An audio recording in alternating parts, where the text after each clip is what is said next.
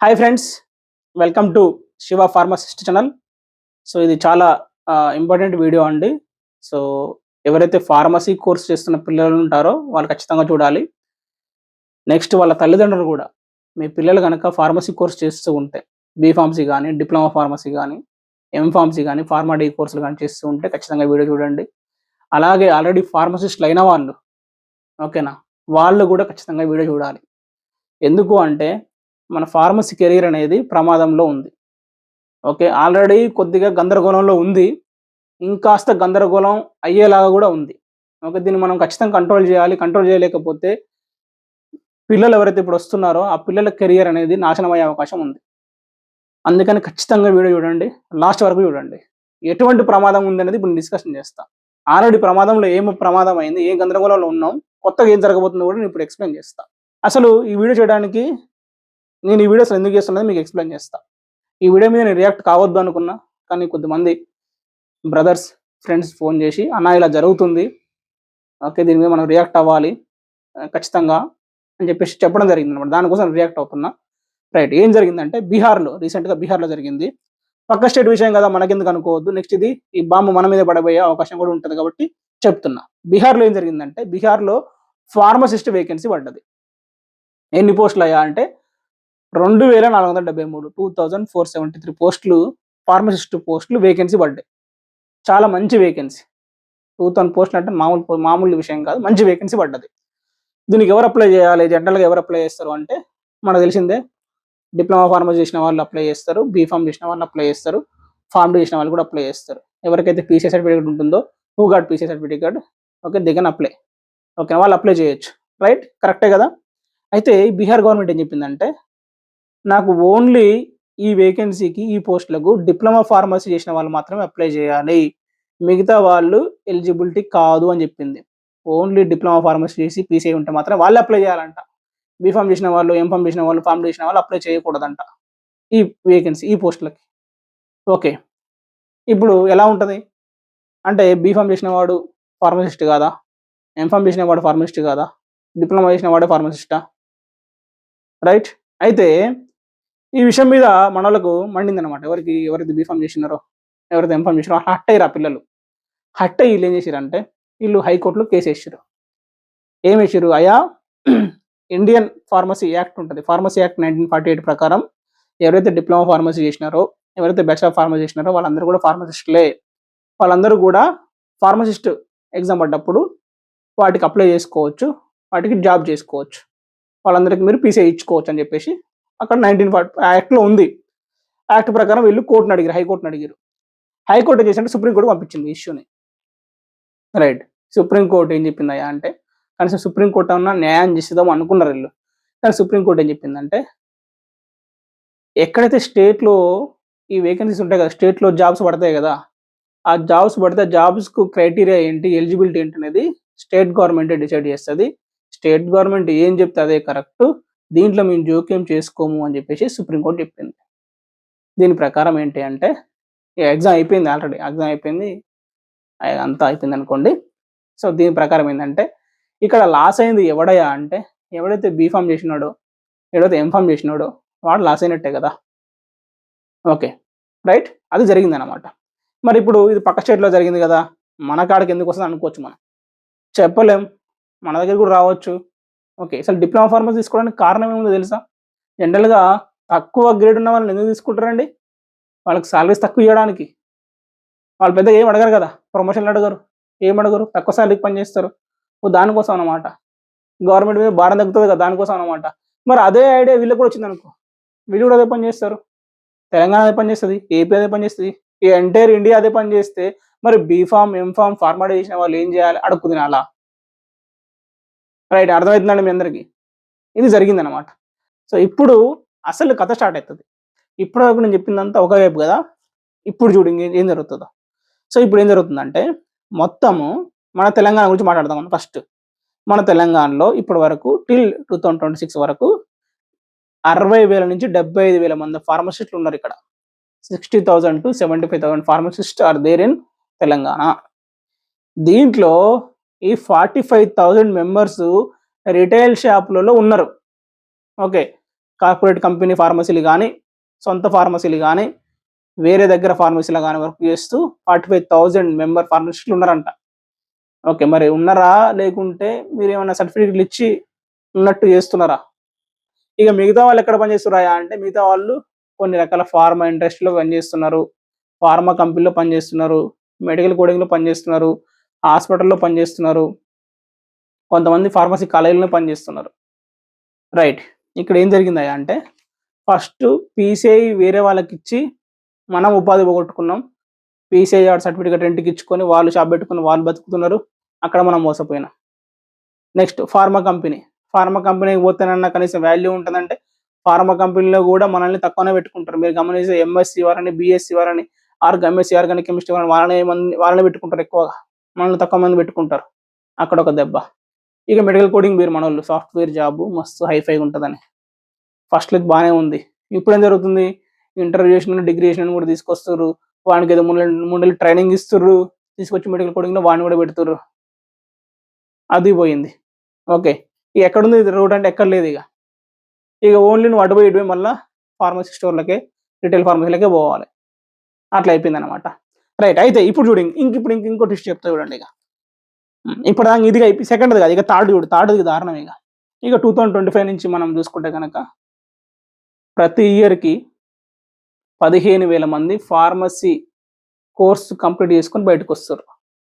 ఆ 15,000 మందిలో ఇయర్‌కి 15,000 మంది వస్తున్నారన్నమాట. ఇయర్‌కి 15,000 మెంబర్స్ బయటకొస్తుర్రు. దీంట్లో ఒక 10,000 మెంబర్స్ బీఫార్మ్ చేసిన వాళ్ళు ఉన్నారు. 2,000 మెంబర్స్ ఫార్మా డి చేసిన వాళ్ళు ఉన్నారు. ఒక 2,000 మెంబర్స్ ఎంఫార్మ్ చేసిన వాళ్ళు ఉన్నారన్నమాట. 2,500 మెంబర్స్. డిప్లొమా ఫార్మా చేసిన వాళ్ళు 500 మెంబర్స్ ఉన్నారు. ఓకే. ఇక వీళ్ళు బయటకొస్తుర్రంట.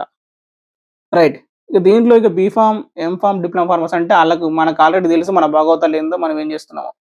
కానీ కొత్తగా వచ్చి చూడండి. ఫార్మా డి చేసి బయటికి. ఇగో వీళ్ళు 6 ఇయర్సో, 7 ఇయర్సో చేసి బయటకొస్తారు ఇగ. ఓకే. ఈళ్ళు కోర్స్ చేసేటప్పుడు ఎట్లా చెప్తారో తెలుసా? ఈళ్ళు కోర్స్ చేసేటప్పుడు కొత్త కాలేజీలు తీసుకొచ్చి కాలేజీలో కొత్త కోర్సులు ఫార్మా డి కోర్సులు లాంటివి పెట్టి పిల్లల తల్లిదండ్రులకి ఏం చెప్తారంటే, ఇగో మీ వోడు ఈ కోర్స్ చేస్తే డాక్టర్ అయిపోతాడు. పెద్ద హాస్పిటల్ పెట్టొచ్చు. ప్రిస్క్రిప్షన్ రాస్తాడు. ట్రీట్మెంట్ చేస్తాడు. సెలైన్‌లు పెడతాడు. గ్లూకోజ్‌లు పెడతాడు అని చెప్పి నమ్మించి వాళ్ళని తీసుకొచ్చి కాలేజీలో జాయిన్ చేపిచ్చి వాళ్ళకి 6 ఇయర్స్ లిటరల్లీ 6 ఇయర్స్ చేపిచ్చి వాళ్ళ దగ్గర డబ్బులు లాక్కొని అంటే చదువుకోవడానికే 20,00,000 పెట్టిందంట ఒకరు. 20,00,000 ఫార్మా డి కోర్స్‌కి 20,00,000 పెట్టి చదువుకొని బయటకొస్తే ఏం చేయాలాళ్ళు? ఏం చేయాలండి? ఈక్వల్ టు ఎంబీబీఎస్ అని చెప్తే ఆళ్ళు పోయి హాస్పిటల్ పెట్టుకుందాం అంటే ఆళ్ళకి పర్మిషన్ ఇయ్యరు. ఆ! ఏదైనా హాస్పిటల్‌లో వర్క్ చేద్దామని పోతే వాళ్ళు హాస్పిటల్‌లో డాక్టర్లు పట్టించుకోరు. ఎంబీబీఎస్, ఫార్మా డి సమానమా? కాదు గదా! సో, నువ్వు నా దగ్గర రాకు.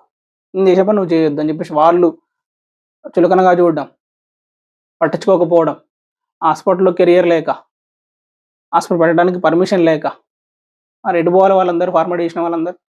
అటు తిరిగి, ఇటు తిరిగి మళ్ళీ 15,000కు, 16,000కు, 20,000కు, 20,00,000 పెట్టిన పర్సన్ మళ్ళీ 15, 12, 16,000కొచ్చి ఎక్కడో ఫార్మసీలో జాబ్ చేయాల్సిన పరిస్థితి వస్తుంది. మరి అలాంటప్పుడు కోర్సులు ఎందుకు పెట్టిర్రండి? ఈ బడా కోర్సులు ఎందుకు పెట్టిర్రు? పెద్ద కోర్సులు ఎందుకు పెట్టిర్రు? ఇగ ఏమనంటే ఇక్కడ లేదు. ఇక్కడ ఫ్యూచర్ లేదు. చెప్తున్నాడు పిల్లలందరూ. ఇక్కడ ఫ్యూచర్ లేదు సార్. అబ్రాడ్‌లో మాకు బాగా ఫ్యూచర్ ఉంది సార్. యూకేలో బాగా ఉంది సార్. అమెరికాలో బాగా ఉంది సార్ అని చెప్తారు. ఒరేయ్ నాయన అమెరికా పోయేది ఉంటే పోకపోయినావు అప్పుడే మరి. ఈడెందుకు చదివినావు నువ్వు? ఈడేదో రీయింబర్స్‌మెంట్ మీద చదువుకున్నావురా నాయన మేమందరం. రాజశేఖర్ రెడ్డి రీయింబర్స్‌మెంట్ పెడితే దాని మీద చదువుకొని ఇక్కడ ఉన్నాం మేమందరం. మమ్మల్ని నువ్వు అమెరికా పొమ్మంటావేంది నాకు అర్థం కాదు. ఈడ లేదంటావేంది? ఆ డబ్బులే మాకుంటే మేము అప్పుడే పోదుం కదా! ఇప్పటిదాకా ఈడెందుకుంటాం? ఈడెందుకు అడక తింటాం ఇంకా? అది. ఓకే. సో, మరి ఈళ్ళందరూ పాస్ అయ్యి బయటకొస్తే 15,000 మంది బయటకొస్తే మరి గవర్నమెంట్ ఫార్మసిస్ట్ వేకెన్సీస్ ఎన్నున్నాయా అంటే ఇగో ఇది దారుణం ఇది ఇక నెక్స్ట్ లెవెల్ ఇది. ఓకే. ఫార్మసీ వేకెన్సీ మరి ఇయర్ వస్తున్నాయా? ఇయర్ పిల్లలు బయటకొస్తారు కదా! మరి ఇయర్ వేకెన్సీ ఉన్నాయా అంటే ఇయర్ వేకెన్సీ ఇక్కడ ఎయ్యరు తెలంగాణలో. ఎప్పుడేస్తారు తెలుసా? 2 ఇయర్స్‌కోసారి, 3 ఇయర్స్‌కోసారి ఏస్తారు. ఇది నేను ఒక గవర్నమెంట్ అనట్లేదు. అన్ని గవర్నమెంట్‌లు చూసుకుంటూ వస్తుంటే గనక. ఓకే. 2 ఇయర్స్‌కోసారి, 3 ఇయర్స్‌కోసారి గవర్నమెంట్ పోస్టులేస్తది. ఎంహెచ్ఎస్ఆర్‌బీ అనే ఎగ్జామ్ పెడతది. వాళ్ళు ఎగ్జామ్ పెడతారనమాట. ఎన్ని పోస్టులు వేస్తారు తెలుసా అండి? ఇక 600, 700, 800, 900 పోస్టులు వేస్తారు. ఓకే. 15,000 మందికి 900 పోస్టులు వేస్తారనమాట. అంటే ఒక ఇయర్‌లో 15,000 మంది వస్తారు. మరి పాతోళ్ళందరూ ఉన్నారు 70,000 మంది. వీళ్ళందరూ ఊరుకోరుగా, వీళ్ళు కూడా ఎగ్జామ్ రాస్తారు. అంటే నువ్వు ఒక 1000 పోస్టులు వేస్తే అప్రాక్సిమేట్‌లీ 50,000 నుంచెల్లి 50,000 మంది రాస్తారన్నమాట ఎగ్జామ్. ఎన్ని పోస్టులకు? 1000 లోపు పోస్టులకు. ఓకే. ఇక దీంట్లో ఇక ఆల్రెడీ ఇప్పుడు నువ్వు ఇంతమంది ఎగ్జామ్ రాస్తే గవర్నమెంట్ జాబ్ వచ్చేది ఎంతమందికంటే, గవర్నమెంట్ పర్మనెంట్ జాబ్ వచ్చేది ఎంతమందికంటే ఒక 200-300 మందికి పర్మనెంట్ జాబ్ వస్తది. ఓకే. ఇక మిగతా వాళ్ళు కొంతమంది ఒక 400-500 మందికి గవర్నమెంట్ కాంట్రాక్ట్ బేసిస్ కింద జాబ్ ఇస్తారు. ఓకే. అయ్యా హాస్పిటల్‌లో నువ్వు ఎంత పెద్ద హాస్పిటల్ తీసుకున్నా, ఎంత పెద్ద గవర్నమెంట్ హాస్పిటల్ తీసుకున్నా దాంట్లో ఫార్మసిస్టులు ఎంతమంది ఉంటారయ్యా? తిప్పి కొడితే 4 లేదా 5 ఉంటారు. ఆ 4, 5లో కూడా నువ్వు పర్మనెంట్ జాబ్‌లు ఇయ్యకుండా వాళ్ళని కూడా నువ్వు కాంట్రాక్ట్ జాబ్‌లు పెడితే ఉన్న 4, 5లో ముగ్గురు వాళ్ళ కాంట్రాక్ట్‌లో ఉంటారు. ఇద్దరు ప్రైవేట్ వాళ్ళు పర్మనెంట్ ఉంటారన్నమాట. ఎట్లా ఎందుకు ఇట్లా ఇగ? రైట్. ఇంకో ఆశ్చర్యం ఏందంటే డాక్టర్‌లను గూడా కాంట్రాక్ట్ కింద పెడతారు ఈళ్ళు గవర్నమెంట్ కింద. ఓకే. సరే అది వేరే విషయం వదిలేసేయండి. ఇక మిగతా వాళ్ళందరూ గూడా మిగతా 14,000 మంది ఎవరైతే ఉన్నారో వాళ్ళందరూ గూడా ఇక pharma company, real coding, pharmacy stores, వాన్ స్టోర్‌ల, విన్ స్టోర్‌ల సొంత బిజినెస్‌లు చేసుకుంటూ ఉండాలి. ఇంకొంతమంది అసలు మన ఫార్మసీ చేస్తారని ఈ కెరియర్‌లకే రారాళ్ళు. ఇక వాళ్ళు ఎక్కడో వేరే దగ్గర ఉంటారు ఇంకా. వాళ్ళు వేరే గ్రహాలు ఉంటారు ఇంకా వాళ్ళు మహానుభావులు. ఫార్మసీ కోర్స్ మొత్తం చేస్తారు వాళ్ళు పోయి ఏదో. ఎక్కడెక్కడో వ్యవసాయం చేసుకుంటా అంటారు. రియల్ ఎస్టేట్ అంటాడు. ఏదో అంటాడు. ఇంకేదో అంటాడు. గ్రూప్స్ అంటారు. ఆళ్ళు ఎటెటో పోతారు ఇంకా. ఇదే కెరియర్ లేక ఆళ్ళు ఎటెటో పోతుర్రు. సో, ఇంత దారుణమైన సిట్యుయేషన్‌లో ఉన్నాం. ఈ దారుణమైన సిట్యుయేషన్‌లో నువ్వు బీఫార్మ్ చేసి, ఎంఫార్మ్ చేసి బయటకొస్తే ఆయన ఏమంటుండంటే డిప్లొమా ఫార్మసీ ఉన్నోళ్ళు మాత్రమే నువ్వు ఫార్మసిస్ట్ వేకెన్సీ ఎగ్జామ్ రాయాలంటాడు. మరి మిగతాలందరూ ఏం చేయాలి? ఎటు పోవాలి? సో, ఇప్పుడు లాస్ట్‌కి నేను చెప్పొచ్చేదేందంటే ఆల్రెడీ ఫార్మసీ కెరియర్స్ చాలా మందికి గోతిలో పడ్డాయి. మాలాంటి ఫార్మసీ చేసిన వాళ్ళు ఆల్రెడీ గోతిలో పడ్డాం మేము. కనీసం కొత్తగా వచ్చిన వాళ్ళనన్నా కాపాడండి అని చెప్తున్నాం. దానికోసం కొన్ని చట్టాల్ని స్ట్రిక్ట్‌గా చేయండి. కొన్ని వెసులుబాటు కల్పించండి మాకు కూడా. ఓకే.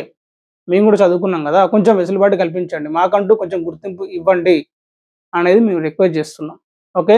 ఇక ఫార్మసీ చేసిన ఫార్మసిస్టులు గాని, ఫార్మసీ చేస్తున్న పిల్లలు గాని, ఇంకెవరికైతే ఆలోచనలు ఉన్నాయో మీరందరూ కూడా ఒక ఒక లైన్‌లో ఉండండి. కొంచెం రెస్పాండ్ అవ్వండి. ఇప్పటికైతే ఎవరు రెస్పాండ్ కాలే. ఎవరు రెస్పాండ్ అవ్వట్లేదు మనం అసలు. ఎందుకంటే మనం కౌంటింగ్ తక్కువ ఉన్నాం కాబట్టి రెస్పాండ్ అవ్వలేకపోతున్నాం. మీరు చూడండి డాక్టర్లు వాళ్ళకి చిన్న సమస్య వస్తే ఆళ్ళు ఎలా చేస్తారు స్ట్రైక్? మొత్తం స్తంభిస్తారు. రాష్ట్రం అంతా వణికిపోతది.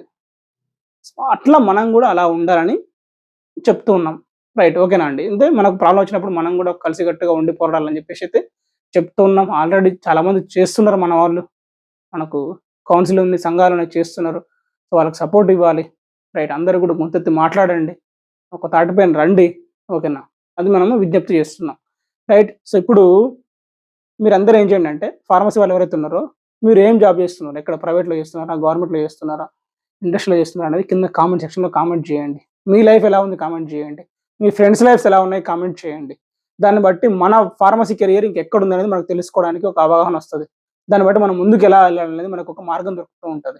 రైట్. ఈ వీడియోని ఖచ్చితంగా మీ ఫ్రెండ్స్‌కి, మీ ఫ్యామిలీ మెంబర్స్‌కి, ఫార్మసీ చేస్తున్న ప్రతి ఒక్కరికి, ప్రతి ఒక్క ఫార్మసిస్ట్‌కి ఖచ్చితంగా వీడియోని ఫార్వర్డ్ చేయండి. రైట్. Thank you friends. జై హింద్.